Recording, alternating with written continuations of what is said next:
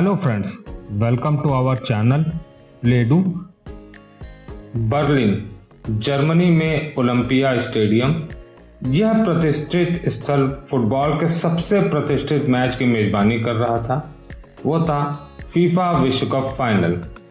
69,000 से अधिक दर्शकों की भीड़ ने इस नाटकीय घटना को लाइव देखा।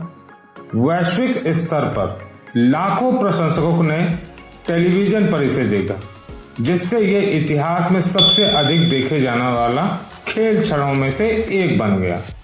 9 जुलाई 2006 फीफा विश्व कप फाइनल का दिन जिनेदिन जिदान, जिसे दुनिया के बेहतरीन फुटबॉलरों में से एक कहा जाता था, उनका ये आखिरी मैच था। लेकिन इस दिन ऐसा कुछ हुआ जिसने फुटबॉल के इतिहास को हिला करके रख दिया। आखिर क्यों जिदान ने मेटेराजी को हेडबट मारा? आइए जानते हैं पूरी कहानी।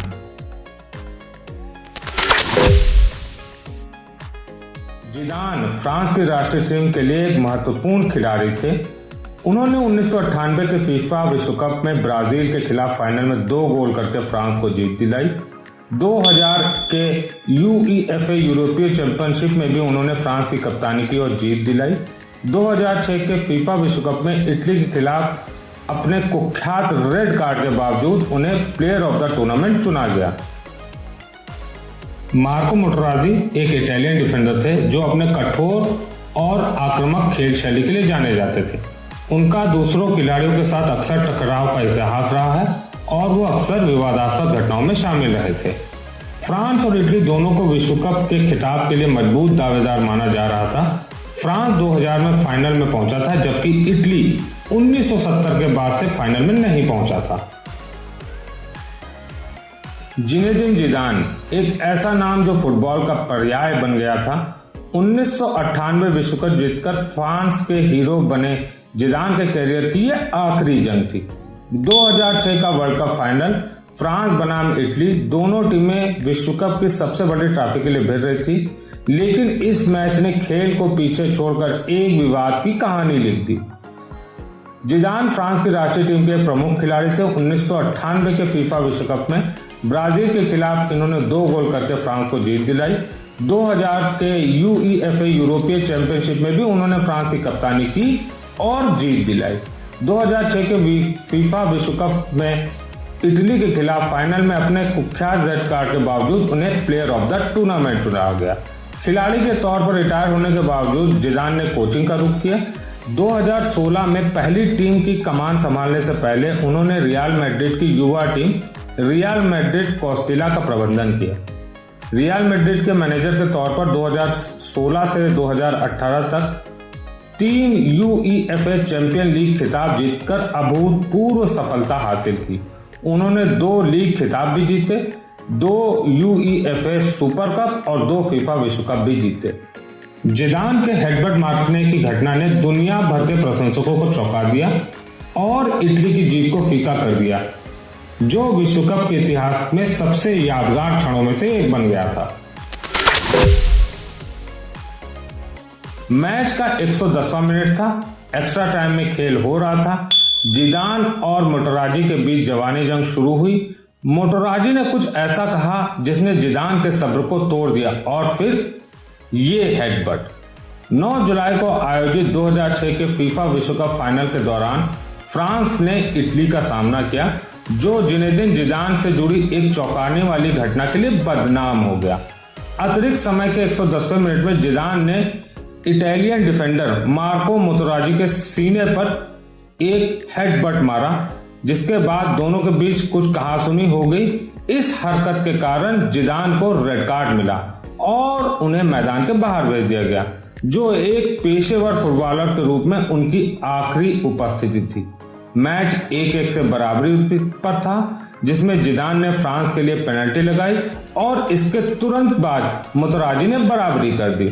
जिदान के आउट होने के बाद इटली ने अंततः पेनल्टी शूटआउट में यह मैच 5-3 से जीत लिया।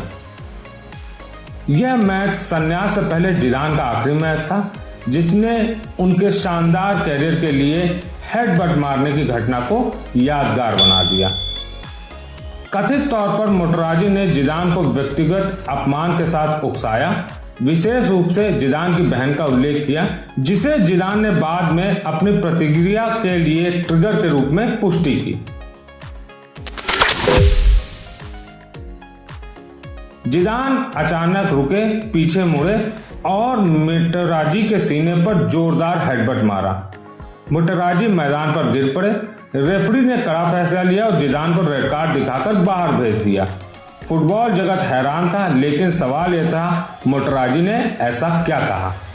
बर्लिन में उस फाइनल के तनाव में, झगड़े और अपमान के बीच जिदान ने मुझे अपनी शर्ट की पेशकश की और मैंने कहा कि नहीं, मुझे उनकी बहन पसंद है। फिर वह पलटा और जैसा सभी को याद है वैसा ही व्यवहार किया। मैंने जिदान को फिर कभी नहीं देखा। टाइम्स के साथ एक साक्षात्कार में materazzi ने खेद व्यक्त किया और जोर देकर कहा कि वो नहीं चाहते कि यह घटना उनके शानदार फुटबॉल कैरियर के लिए सबसे खास पल बनी रहे। मुझे यह पसंद नहीं है क्योंकि यह मेरे कैरियर के साथ न्याय नहीं करता है, उन्होंने कहा। वो घटना कभी नहीं होनी चाहिए थी। materazzi ने बताया कि मैच के दौरान जिदान ने उन्हें खेल के बाद अपनी शर्ट की पेशकश की। जवाब में उन्होंने मजाक में कहा कि नहीं, मैं आपकी बहन को प्राथमिकता दूंगा। यह टिप्पणी बेकार की बात के रूप में थी। materazzi ने स्वीकार किया कि जिदान की प्रतिक्रिया अप्रत्याशित और चरम थी। उन्होंने कहा कि हालांकि उन्होंने जिदान की मां का अपमान नहीं किया, लेकिन उन्होंने उनकी बहन का अपमान जरूर किया। समय के साथ materazzi ने इस घटना के बारे में मिश्रित भावनाएं व्यक्त की। उन्होंने कहा कि मुझे यह पसंद नहीं है क्योंकि यह मेरे कैरियर के साथ न्याय नहीं करता है। उन्होंने इस बात पर जोर दिया कि हेडबट ने जिदान के विदाई मैच को परिभाषित किया, ना कि खेल में उनके स्वयं के योगदान को उजागर किया। संक्षेप में materazzi की टिप्पणी से पता चलता है कि जब वो प्रतिस्पर्धी खेल में होने वाली मजाक मस्ती में लगे थे तो उन्होंने जिदान की ओर से गंभीर प्रतिक्रिया की उम्मीद नहीं की थी, जिस कारण अंततः विश्व कप फाइनल का एक नाटकीय और विवादास्पद निष्कर्ष निकला।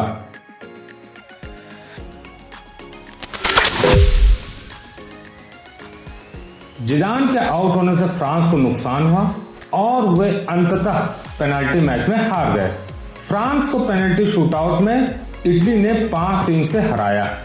इस घटना ने इटली की जीत को फीका कर दिया और जिदान के कैरियर का एक निर्णायक क्षण बन गया, अन्यथा उसकी उपलब्धियों के लिए माना जाता था। दोनों खिलाड़ियों ने इस घटना पर खेद व्यक्त किया। जिदान ने स्वीकार किया कि उन्हें अपनी प्रतिक्रिया पर गर्व नहीं था, लेकिन materazzi के शब्दों से उन्हें गुस्सा आया और ये हेडबट दुनिया भर के फुटबॉल फैंस के लिए सबसे बड़ा पल बन गया।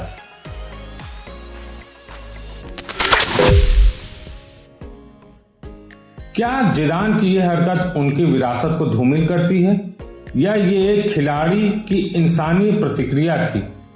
जब आप भी भड़काए जाते तो कभी कभी आपका भी सब्र का बांध टूट ही जाता है। जिदान के हेडबट ने निस्संदेह उनकी बेदाग छवि को धूमिल कर दिया। यह अत्यधिक हताशा और निर्णय में चूक का क्षण था। भले ही उकसाने पर उन्होंने ऐसा किया। हालांकि भावनात्मक रूप से प्रतिक्रिया करना मानवीय है, खासकर एक ऐसे मैच में यह काम अपने आप में अस्वीकार था। हालांकि इस कॉन्टेक्स्ट पर विचार करना भी महत्वपूर्ण है। जिदान एक ऐसे खिलाड़ी थे जो अपनी शान, खेल भावना और तकनीकी प्रतिभा के लिए प्रसिद्ध थे और यह एक अलग घटना थी, हालांकि बहुत खेदजनक थी, लेकिन उनके पूरे करियर पर यह घटना हावी नहीं होनी चाहिए। एक खिलाड़ी और कोच के रूप में उनके खेल में योगदान को नकारा नहीं जा सकता है। आखिरकार यह प्रत्येक व्यक्ति पर निर्भर करता है कि वो इस घटना को कितना महत्व देता है। हालांकि यह उनकी विरासत पर एक महत्वपूर्ण धब्बा है, लेकिन यह उनकी कई उपलब्धि और फुटबॉल पर उनके सकारात्मक प्रभाव को मिटा नहीं सकता है। जिदान का यह हेडबट आज भी फुटबॉल इतिहास के सबसे चर्चित पलों में से एक है। इस घटना ने खेल के अंदर और बाहर दोनों जगह बड़ी बहस छेड़ दी, खेल भावना बनाम इंसानी भावना। 2006 फीफा विश्व कप फाइनल के दौरान मार्को materazzi पर जिनेदिन जिदान का वो हेडबट मारना फुटबॉल इतिहास के सबसे चर्चित क्षणों में से एक है। जिसने खेल भावना बनाम मानवीय भावना के बारे में एक महत्वपूर्ण बहस को जन्म दिया। इस घटना ने न केवल जिदान के शानदार करियर का नाटकीय अंत किया, बल्कि हाई टेंशन स्थितियों में फुटबॉल एथलीटों के सामने आने वाले प्रेशर के बारे में भी सवाल उठाए। कई टिप्पणीकारों ने संयम बनाए रखने और उकसावे के जवाब देने के बीच तनाव को उजागर किया।